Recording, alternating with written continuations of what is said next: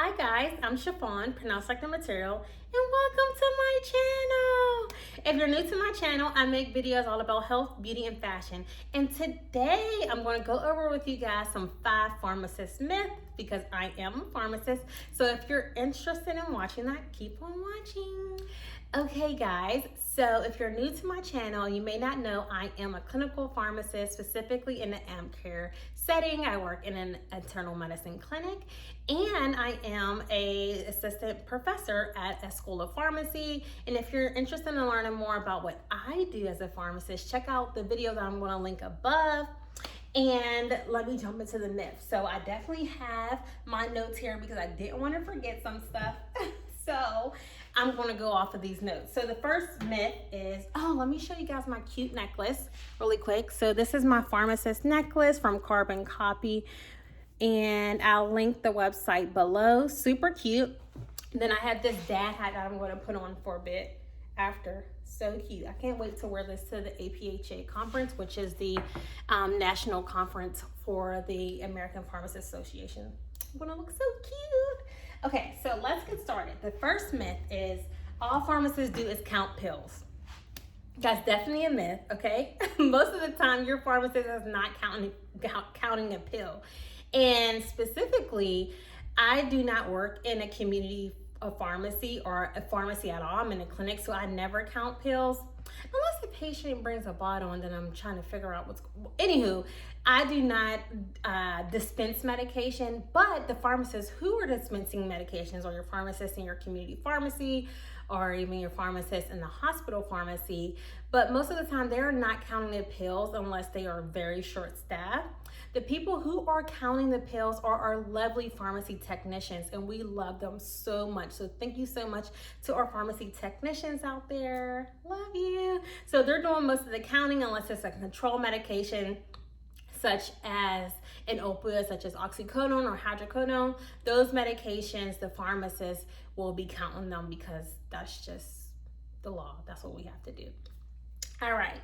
So, and I guess, I'll just go on to that. If we're not counting medications, when you see pharmacists in the dispensing role, which is in a community or the pharmacy, most of the time they are checking for drug interactions, also discussing with your primary care provider, such as ways that you may have to change one medication to something else because it's not available, or if the patient has a certain condition and the provider wants a recommendation on what medication the patient should be using based on lab values, such as based on the kidney function, or if there's any liver dysfunction, a medication may not be able to use, or a medication may be able to use, and you have to give them a specific dose that's specific for that patient. So the pharmacist is doing that while our trusty and lovely pharmacy technicians are counting the pill and doing things like that.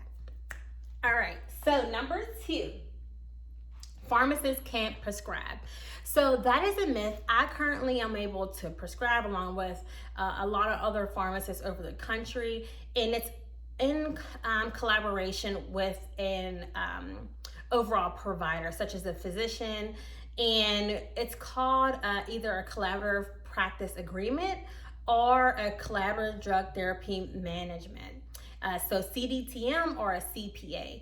And this is where a pharmacist and a provider comes into agreement that a pharmacist will be able to provide care for patients based off of whatever conditions you want that pharmacist to manage. So for me specifically, I manage diabetes, hypertension, which is high blood pressure, hyperlipidemia, which is high cholesterol, asthma, COPD, anti-coag. A lot of people on my in my practice, the pharmacists help manage anticoagulations for our patients. So overall, just chronic conditions. So in other practices, it can be something else, such as like HIV, managing patients who have HIV. HIV. So whatever is in that collaborative drug therapy management agreement or collaborative practice agreement, that's what that pharmacist and provider agreed upon, and that's the conditions that the pharmacist is going to help manage their medications for, maybe order some labs if labs are needed.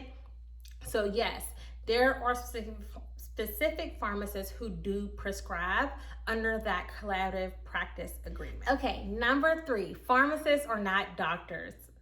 Guys, yes, pharmacists are doctors, and pharmacists are not PhDs. They are specifically PharmDs. So that's what I have at the end of my name.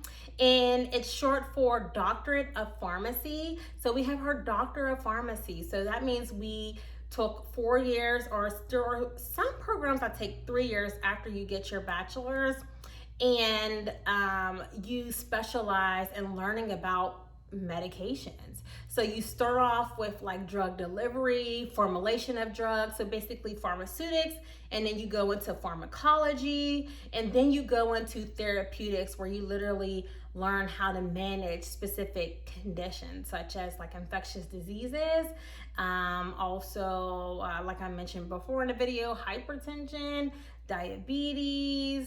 So a lot of conditions, we learn about them through the program because we have to know the pathophysiology, so we can help recommend or even prescribe medications that can help treat the pathophysiology of that condition. So yes, pharmacists are doctors. Okay, number 4. Oh my gosh. So I remember I was talking to one of my colleagues, and they were saying like, oh, I recommended my friend to be a pharmacist so they don't never have to talk to anyone. And I'm like, what? All I do is talk to people. So he was going off of his experience when he went to the pharmacy in limited amount of time, like maybe if he got an antibiotic or got an allergy pill, he maybe talked to the pharmacist for 1 to 2 minutes because he was just picking up an antibiotic.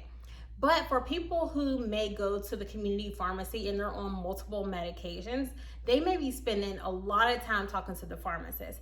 And then not only does the pharmacist have to talk to patients, they have to talk to their colleagues that you're working with. So you have to manage your student pharmacists, you have to manage your interns. And then for me in my clinic, in the AmCare setting, in the internal medicine clinic, I talk all day long. So I do run independent visits with my patients. So I'm talking to patients. I'm talking to my other colleagues on my team, such as physicians, physician assistants, nurse practitioners, of course, pharmacy students and pharmacy residents, medical students, nutritionists, care coordinators. I'm talking all day long. Okay, so that's why in clinic, I'm drinking this. 64 ounces, so I go all the way down here to like 5 p.m. And because my mouth is dry from talking all day. So it is a myth if you become a pharmacist, you can't talk to people. Now there may be other pathways. For instance, like if you become a pharmacist and you want to go more so the research route, maybe you're in lab all day by yourself, maybe you're not talking to anybody, but more than likely you're going to be talking to somebody if you're a pharmacist, because a lot of your job is about counseling people or consulting, and that has to deal with talking. All right, and number 5.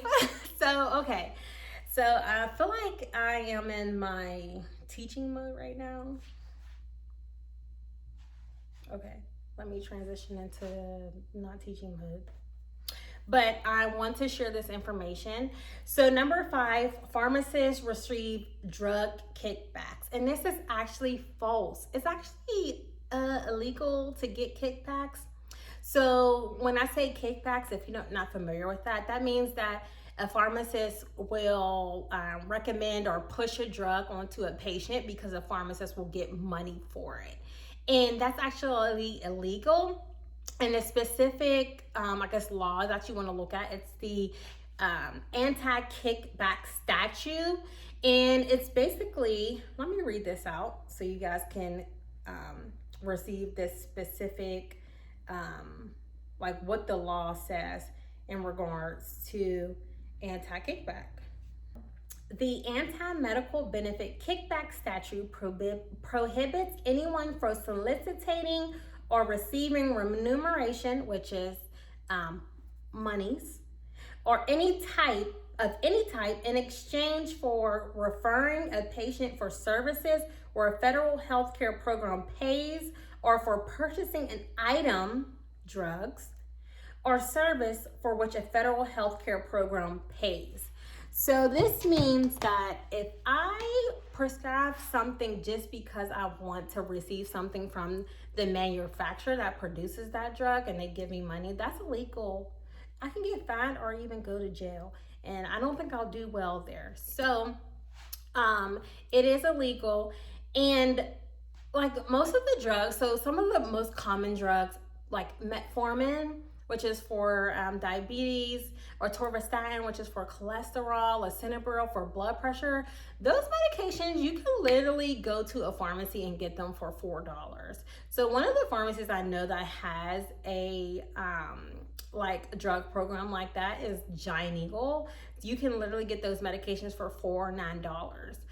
So if you can get those medications for $4, like what will I get out of that? 10 cents? Okay guys, so that's all the myths that I have for you today. If you like this video, please like it by giving it a thumbs up. And if you know of any other pharmacist myths out there, comment down below and give us the facts about them.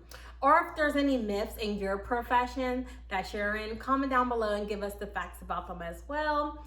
And if you enjoy watching my videos or want to see more of me, please subscribe. And that's it. Thanks for watching. Peace and love.